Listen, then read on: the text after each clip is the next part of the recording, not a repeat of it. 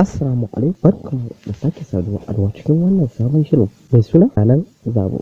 Wannan ta shirin mai suna zanen zabo wani abun mamaki ne ya faru da manzarta waƙoƙi suka nazarto shi, amma mutane abun ya ba su mamaki sosai har da ni da kuma in kuka ji irin wannan abun zai ba ku mamaki, amma ba abun mamaki ba. Umar M Sharif, Nura M Inuwa, Kashifu ya haɗa wata wanda Umar M Sharif ya fara, M Inuwa ya ɗauka, Kashifu ya yi, sai Hamisu Breaker. Amma a cikin wa'innan mutane kwaya uku manzarta sun ce baitun da Hamisu Breaker ya yi duka ya fi nasu daɗi. Wani baiti Hamisu Breaker ya yi wanda ya fi na Umar M Sharif da M Inuwa a cikin wannan waƙar mai suna zanen zabo. Wannan waƙa ta zanen zabo Kashifu dai ya haɗa waƙar nan yadda ya gayyace Umar M Sharif kuma ya gayyace Nura M Inuwa da Hamisu Breaker a cikin wa'innan mawaƙa. Sun yi waƙa a tare sannan kuma sun sake ta mai suna zanen zabo. Waƙar ta yi daɗi sosai, amma an ce kalaman da Hamisu Breaker ya yi a cikin waƙar ya fi na Umar M Sharif da Nura M Inuwa har da magoya kuwa sun karyata hakan, balle masoya Nura M Inuwa da ma na M Sharif da ma na Kashifu duka sun karyata wannan wakar da aka ce Hamisu Breaker tasu ta fito Nura M Inuwa da Umar M Sharif daɗi. A yasa muka yi nazari muka ce tsaya mu fito muku da wannan shirin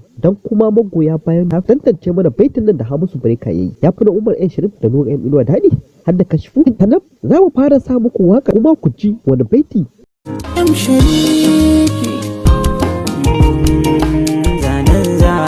so ya taru kwando yayi mana riga sanan kuma gashi gida zanen zabo so ya taru kwando yayi daɗi a cikin wa'innan baitota. Sannan za mu ajiye muku link ɗin wannan waƙar don ku shiga kuma ku ji ta tun daga farkon ta har ƙarshen. Ku dai ku biyo mu sannu a hankali a cikin wannan shirin duka za ku ji wa'inda abubuwan da za mu ku a wannan shirin mai suna zanen abu. Barkanmu da shigowa shirin ka'in ta kalla in baka mana subscriber a cikin wannan channel ɗamu ba ka mana, sannan ka danna ƙararrawar sanarwa muna ɗauka sabon shirin za mu sanar da kun ji cewa Hamisu Breaker an ruwaito ya fi dukansu su Umar M Sharif waka mai daɗi a cikin wannan wakar mai suna zanen zabo, amma mutane da yawa suna ta karyata suna cewa Hamisu Breaker wakar ba ta tashi ba ta fi daɗi ba ta Nura M Inuwa ta fi, wani ba su ce ta Umar M Sharif ta fi. Amma ku muke so mu gane ku zaɓan mana mu gani wacce waka ce tafi a cikin waƙoƙin da nasu wanda suka yi. Umar M Sharif dai ya iya waka, ga Nura M Inuwa shi ma iya waka, Hamisu Breaker ma ya iya waka, shi fudin ba ya haɗa wakar duka ya iya waka. Mu dai namu kawai zaɓen ku muke jira, dan Allah in ka zaɓa sai kai comment ka cewa Nura M Inuwa waƙar shi ta fi daɗi, ko kuma kai comment ka ce M Sharif waƙar shi ta fi daɗi,